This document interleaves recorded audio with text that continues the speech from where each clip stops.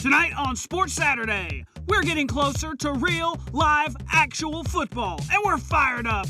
Right, Reese? It's going to be really exciting. You bet it is, and we're talking Bama players at NFL camps. Will Roman Harper and Robert Lester help the Panthers back to the playoffs? Why are you asking me that? Why are you asking me that? Sorry, Harp, just doing my job. Plus, Kyle Busch keeps on trucking in NASCAR, and the golf world is on Tiger Watch. Man, I don't know how to explain it. So ask yourself, are there any other local sports shows that do 15 minutes? No. So get up. It's time to put the remote down and get your eyes on us. It's Sports Saturday. Everyone's on board. It's amazing. I love it. That's right. And we start right now.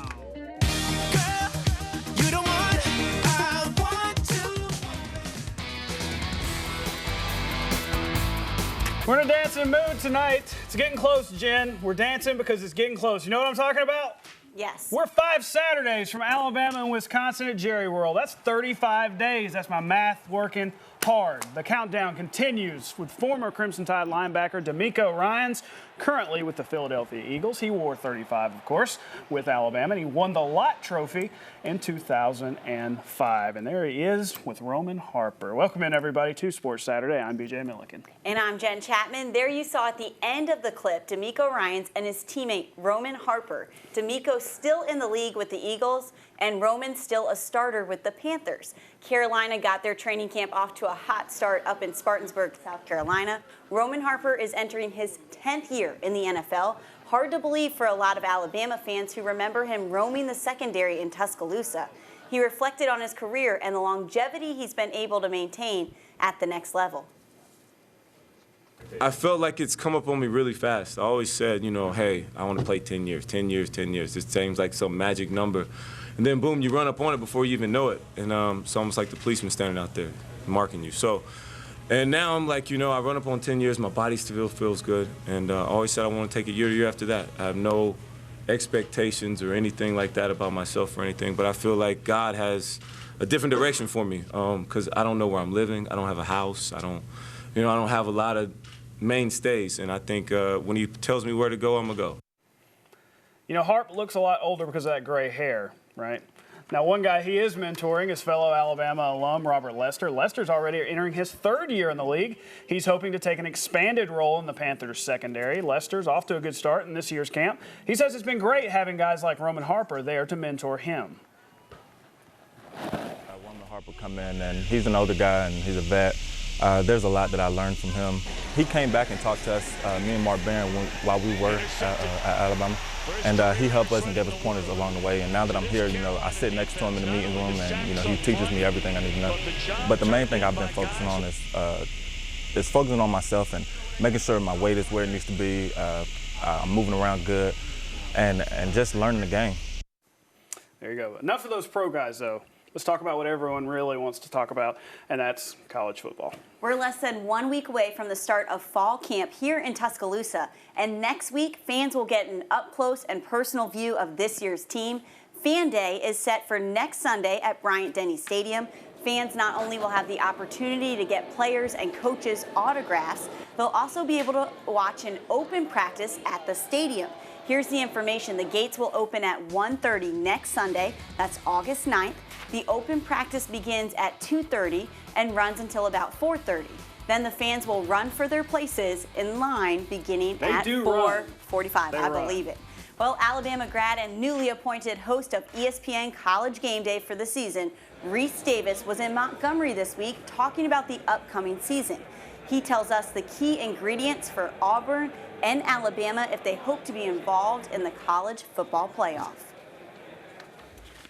I think Auburn's got a lot to prove on defense. I don't know that I'm completely on board with Will Muschamp being able to wave a magic wand and fix everything. Now, maybe he can. I mean, he's a brilliant defensive coach, but there's a lot to do there. Same token, Alabama's got the very same situation at quarterback. I mean, Lane Kiffin did wave a magic wand last year, and Blake Sims played great. Can he do it again? And to me, those are the big question marks. If those are answered in a positive fashion, then I think both of them are contenders to be in the college football playoff. If LSU wants to be in that mix, they need a quarterback. Of course, everyone does. Yesterday, Les Miles reinstated quarterback Anthony Jennings, along with D lineman McQuadius Bain and DB Dwayne Thomas. The trio had been charged with unauthorized entry of an inhabited building. That's an interesting charge. Those charges were, however, dropped, and the Tigers will be back when the fall camp begins in Baton Rouge this week. More positive news for an SEC West team. Ole Miss star lineman Laramie Tunsil and his stepfather have ended their dispute. Both agreed to drop domestic violence charges against each other for that incident that landed Tunsil in jail about a month ago. He was never disciplined, though, by head coach Hugh Freeze. Remember when we said we had real football to talk about? How about this? Oh, the yeah. Sanford Bulldogs became the first in-state Division I team to begin practice. New head coach Chris Hatcher ran his team through their first practice of the year this morning. He says even though his new offense won't be totally different. A lot of the schemes that they had run before were very similar, and we rehired Coach Trickett, and they had a lot of familiarity with what they were doing before. So, I imagine we'll be a little bit more run-oriented than some teams of mine in the past, because I think that's what we're really good at. And then the biggest thing that I've done is just change some of the terminology to make it simpler for the guys. But pretty much what you saw last year is what you're going to see. We just hope we do it better. You know what they call his offense? No idea. The Hatch Attack. The Hatch Attack coming in the fall. Much more coming here on Sports Saturday when we return. Is that a BJ-ism? What's the Hatch Attack? Yeah. No, that's legit. Okay. Yeah. Well, we still have more coming up. Maybe you're wondering what's coming up next on Sports Saturday. You're in luck. I'm going to tell you. Just roll the video. Don't look now. Tiger Woods put together 2 consecutive solid rounds. Could he make it 3 in a row? We've got the highlights coming up after the break. We're back with our play of the day, and it's Tiger Woods, y'all. Here he is on 16 at the Quicken Loans National today. He nearly holes out this shot, which would have won some lucky fan a boatload of money, but he would settle for birdie. But boys, a good seeing Tiger Woods play well again. Good for the sport of golf. It is. We'll tell you how the rest of his round went in just a bit. But first, the Atlanta Braves were trying to snap a 5-game losing streak against the Phillies. That's right. The last place Phillies are actually looking up. They're a Major League best 11-2 since the All-Star break. It's pretty good. And it was looking good early for Atlanta. Watch Nick Markakis. I do that every time. He leads off the game. I mess his name up every time. Markakis. Regardless, it's a home run. 1-zip Braves before they started eating their hot dogs. Bottom of the 4th, though, 2-1 Braves. Ryan Howard at the dish. That ties it up, the single to right center. The 4th was the stuff of nightmares for the Braves because, watch this, Cameron Rupp erupts, sends this one out of the yard. That's a 2-run shot into the Philadelphia night. The Phils trashed the Braves 12-2. 6 losses in a row, Jen, for the Bravos. Yikes. I'm crying. To the track in Pocono, Kyle Busch, winner of the last 3 Sprint Cup races, was trying to get in good position for Sunday's big race. I'd say he succeeded. Kyle keeps the hot streak up. He takes the pole position for the Windows 10 400. His top speed was 178 miles per hour. He commented on his unprecedented string of success.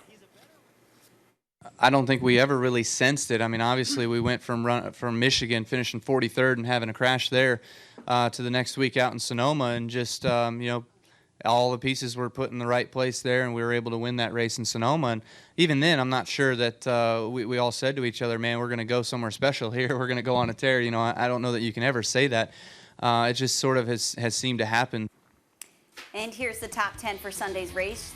Busch going for his 4th straight win on the Sprint Cup circuit. Just to rub it in, Busch won the truck race today as a warm-up for tomorrow. Jimmy Johnson was the last driver to win 4 in a row. He did that in 2007. Kyle Busch was not in Iowa for the Xfinity Series tonight, so he couldn't win. 3 laps to go, though. These guys couldn't either. Chris Buescher and Bubba Wallace wreck. They'd attempt a green-white checkered finish, but guess what? They're still wrecking. Brennan Poole this time's the perpetrator. When they finally got going straight again, Ryan Blaney won. Watch this, though. After the race, short tempers. Woo! Ryan Reed picks a fight with Ross Chastain. You gotta love That was racing. a weak fight. It was a push. Rubbin's racing, Jen. Blaney picks up his first win of the year and gets to shower himself in confetti. We all like Tiger Woods here, right? This guy, wearing the red on Sundays. We want to see him do that a little bit more. Golf, much more exciting when he's doing well. And, you know, when we woke up this morning, Tiger had strung together 2 straight rounds, a 68 and a 66 at the Quickens Loan National. Which is huge for him lately, Yeah. but could he keep it going in round 3? Let's check it out. This shot on the par 3 11th sums up Tiger's tumble today.